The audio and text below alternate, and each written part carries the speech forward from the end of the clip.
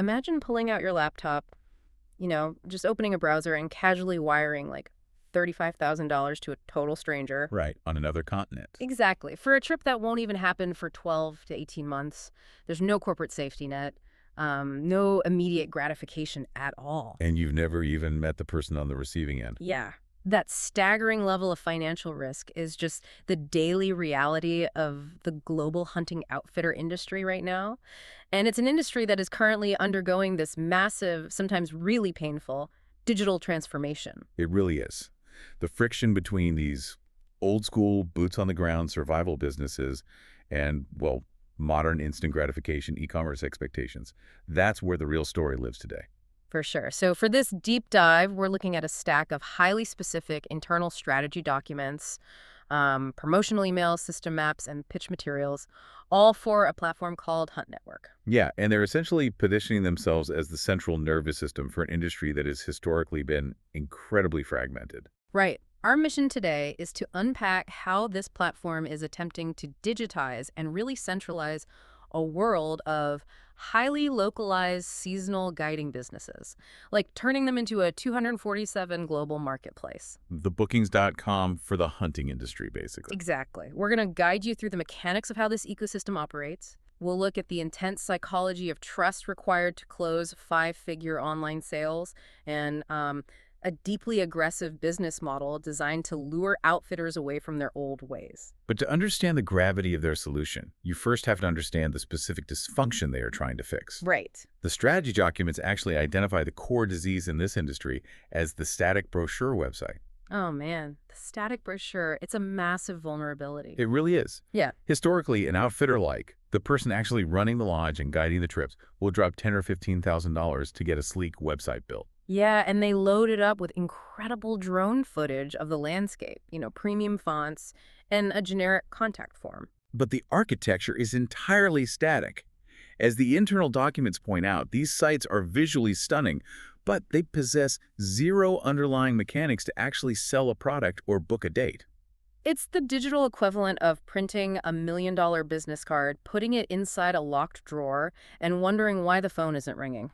That is the perfect way to put it. Because, what good is having the most beautiful drone footage of a lodge if the site lacks the structural SEO to capture daily search traffic? Right. Nobody's even seeing it. Yeah. And because these sites are just digital ghosts, it forces these businesses into what the source material accurately calls a hope and pray marketing cycle. Hope and pray, which is, entirely dependent on Expo season. Exactly. Because their own digital real estate isn't passively pulling in traffic, these outfitters have to pack up all their gear. They travel across the country to physical hunting exhibitions, set up a booth, and just desperately try to shake enough hands in a 3-day window to fill their calendar for the entire year. Or they fly out to do physical home visits with past clients. Yeah. Their entire revenue stream relies on brief, hyper-intense windows of face-to-face networking. Think about the pure exhaustion of that model. You've built an entire career on mastering tracking, survival, wildlife management in these rugged, off-the-grid environments. And suddenly, to keep the lights on, you have to morph into a traveling salesman. Right. Yeah. Pitching to crowds in some fluorescent-lit convention center. Yeah. And even when they do manage to generate interest, the sources highlight a critical failure point in this legacy model. Leaking leads. Yes, the leaking leads. The momentum decay is the real killer here. When you operate out of a physical booth or rely on a generic Instagram page, your leads end up trapped in asynchronous communication black holes. What do they call it in the docs? Lost in DMs or forgotten WhatsApps? Exactly. A potential buyer sends a DM or a message asking about availability, but the outfitter is actually out in the field, off the grid, guiding a current client. So the message just sits there unread for 3 days. Yeah. And by the time the outfitter gets back to a Wi-Fi signal, finds the buried message, replies with a cumbersome PDF price list, and waits for the buyer to check their email again. The impulse to buy has completely evaporated. Right. The back-and-forth friction literally strangles the deal. We have to view this through the lens of modern consumer psychology. We are conditioned by seamless e-commerce now. Absolutely. When you want to buy a high-end item online, the expectation is that you can view live inventory, click a button, and secure the asset immediately. So when a business forces you to send a generic email Wait half a week and then decode a confusing PDF just to figure out if your preferred dates are even available. It feels archaic. It totally does. That friction is the enemy of conversion. Every delayed step just gives the buyer an off-ramp to abandon the purchase. So if the core problem is this lethal combination of digital invisibility and transactional friction, HuntNetwork's proposed solution relies heavily on centralization and the network effect. Right, they're attempting to move the industry from those isolated, static brochures to a highly active marketplace machine. The outfitter's profile gets pinned to what the documents call a global hunting network map. And the scale detailed in these system maps is significant. I mean, the platform is pulling in over 60,000 weekly views. Wow. Yeah, supported by a parallel social media ecosystem driving traffic through short-form video. Plus, they're broadcasting to an established global subscriber list of over 250,000 people. So they're offering to shift the outfitter away from the frantic 3-day Expo scramble into a state of continuous 365-day visibility. Technically. But, okay, I'm looking at these marketplace metrics, and a glaring structural risk jumps out at me here. Okay, what is it? If I'm a newly licensed guy, right, say I have a small piece of land in Texas, and I get dropped onto this massive centralized map right next to a legendary third-generation outfitter in Africa who has hundreds of 5-star reviews. Don't I just get completely obliterated? Like, how does a newcomer survive when the algorithm forces them into a side-by-side comparison with the titans of the industry? That's a great question. And the strategy documents actually anticipate that exact concern. The architecture of the platform isn't a simple catalog where everyone is fighting for the exact same eyeballs. Oh, okay. It functions much more like a high-frequency sorting algorithm. Yep. It's built entirely around matching the specific risk appetite and budget of a buyer with the exact inventory of an outfitter. Meaning the system actively insulates different tiers of operators from one another? Precisely. The system utilizes deep search filters budget, geographic location, season, and game species. Right. Look at the contrasting inventory examples in the text. You have a budget-friendly weekend gator hunt in Texas on one end. Yeah. And on the opposite end, you have a premium, fully catered Cape Buffalo hunt in South Africa. So a newcomer offering the accessible lower budget hunt will automatically match with a newer, budget-conscious buyer using those exact filters. While the veteran outfitter is matching exclusively with premium buyers searching for top-tier dangerous game. Exactly. They aren't cannibalizing each other's traffic because the algorithm segments them before they ever even share a screen. So they aren't just relying on a rising tide of aggregate traffic, they're hyper-optimizing the back end. The docs note they configure the meta tags for individual profiles. So a guide in South Africa is capturing high-intent Google searches directly from Dallas or Munich. It's precision targeting, not a random digital billboard. But capturing a high-intent search only gets you halfway there, right? Once you have their attention, convincing them to actually initiate a transaction of this magnitude is a massive psychological hurdle. Oh, completely. The financial stakes outlined in these screenshots alter the buying mechanics entirely. You aren't adding a $20 t-shirt to your cart. Not at all. Just looking at the live inventory examples in our sources, you have a $35,000 buffalo package in South Africa. Yep. There is an exceptional 50-inch moose package in Canada going for $29,800. We also see a 14-day leopard safari listed at $30,000. It's wild. When you are asking a consumer to wire tens of thousands of dollars to someone they have never met for an experience that might not occur for another year, the internal risk fear has to be astronomical. It is paralyzing. And the platform explicitly acknowledges that hunters simply do not gamble with big money trips. To neutralize that psychological barrier, HuntNetwork utilizes a verified status badge. Like a digital escrow of trust. Basically, like a blue check mark, but backed by actual financial stakes and vetting. Okay, so it operates as a strict signal of legitimacy. Right. It assures the buyer that the operation has been vetted, the inventory is real, and their deposit won't just disappear into a void somewhere. Which is huge because the documents highlight that this specifically combats the rise of fake listing scams. Yeah, which unfortunately plague a lot of unregulated online booking spaces. Because when the price tag hits 5 figures, trust is the only currency that actually matters. The strategy docs refer to this verification as the ultimate tiebreaker. Tiebreaker. Yeah, so if a buyer's comparing two relatively similar outfitter packages across different websites, the one carrying the verified badge wins the conversion by default. That makes total sense. And it works both ways, too. For the outfitter, this level of verified friction filters out the casual browsers and time wasters. They only end up fielding inquiries from serious, high-intent buyers who are psychologically prepared to spend. Okay, but earning that trust only solves the emotional barrier.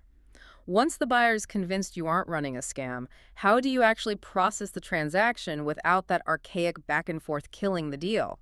Well, the underlying technology driving this is what marketers would recognize as a highly optimized full-funnel user experience, and it's built directly into the profile. So it begins by establishing authority through media, right? I saw the profiles prioritize heavy YouTube video integration Yeah, which the internal documents identify as the #1 selling tool to build authority. because it establishes a parasocial relationship. The buyer gets to hear the guide's voice, see how they operate in the field, and essentially shadow them before ever making contact. It pre-sells the expertise. Hmm. And following that, they utilize what they call a spectacular sliding gallery. Ah, right. Instead of static thumbnails, it presents real animals and terrain in motion. Providing immersive visual proof that significantly increases the time the buyer actually spends on the page. And then when that buyer hits the threshold of wanting to reach out, the platform uses direct WhatsApp links for one-click chat. Completely bypassing the whole send an email and pray for a reply by Friday nightmare. Thank goodness.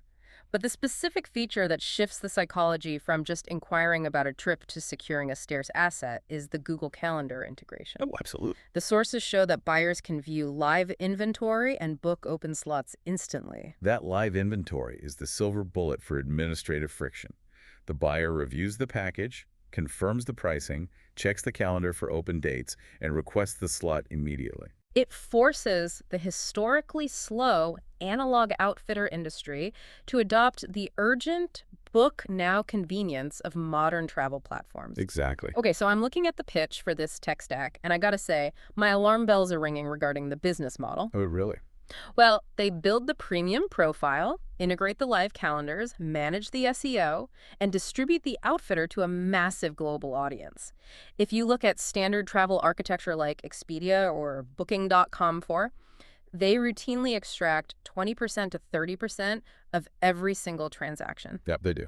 If HuntNetwork is processing $30,000 hunts, what kind of commission are they skimming off the top? It's got to be massive. That is actually the most disruptive revelation in the entire stack of strategy documents. Based on the Outfitter Elite Special detailed in the pitch, the commission share is strictly zero. Wait, zero commission on a $30,000 booking? Literally zero commission, yeah. They are leaving tens of thousands of dollars on the table per transaction. The only logical reason to ignore that kind of revenue is if you are executing a hyper-aggressive land grab for total market share. You nailed it. The pricing structure is incredibly aggressive. It's a flat $900 once-off fee for 12 months. Just $900. Yep. Zero monthly maintenance fees, 0% cuts on the back end. Furthermore, the platform incentivizes adoption with a 24-hour sprint turnaround. Oh, to get the profile live. Exactly. Once an outfitter submits their raw content like photos, pricing, bio, the platform's team builds the entire funnel and pushes the profile live to the global map within a single day. $900 a year to retain 100% of your revenue. I mean, that is a model designed to completely destabilize legacy booking agents who rely on those heavy commissions. It absolutely is. But beyond the immediate economics, there's a fundamental philosophical difference in how this platform treats data compared to traditional tech monopolies. It revolves around owning the asset, right? Yes. This is a critical lesson for any independent operator, whether you are guiding hunts or building software. On the majority of centralized platforms, you are merely renting access to an audience. Because if you build your entire business relying on a social media algorithm, a single back-end update can vaporize your revenue overnight. Right, and traditional booking agents frequently mask the buyer's direct contact information to ensure they maintain control of the relationship. They intentionally isolate the guide from the client so the outfitter can't just cut them out of the renewal next season. Exactly. But HuntNetwork's documentation explicitly promises the opposite. The architecture, specifically the direct email capture and one-click WhatsApp integration, ensures the outfitter acquires and owns the actual contact data of the buyer. Oh, wow. So they can export those leads into their own CRMs? Yep, build proprietary databases and market directly to those clients for future seasons. They are utilizing a centralized platform to build a decentralized owned asset. It's a really smart play. So when we synthesize all of this, the death of the static brochure, the algorithmic installation of a global map, the psychological weight of verified trust, and a zero-commission funnel, The platform's creators are projecting a very specific future here. They are. The outfitters who dominate the next decade will not necessarily be the ones with the most profound wilderness survival skills. Right. They'll simply be the ones who are highly visible, implicitly trusted, and frictionlessly easy to book. It represents a fundamental rewiring of what constitutes a successful operator in a historically rugged, hands-on profession. And it leaves you with a deeply provocative thought to carry forward, because if platforms utilizing these hyper-optimized funnels become the absolute standard, an outfitter's survival will hinge more on the accuracy of their SEO meta tags and the conversion rate of their digital landing page than their actual ability to track game through a storm. That's entirely possible, yeah.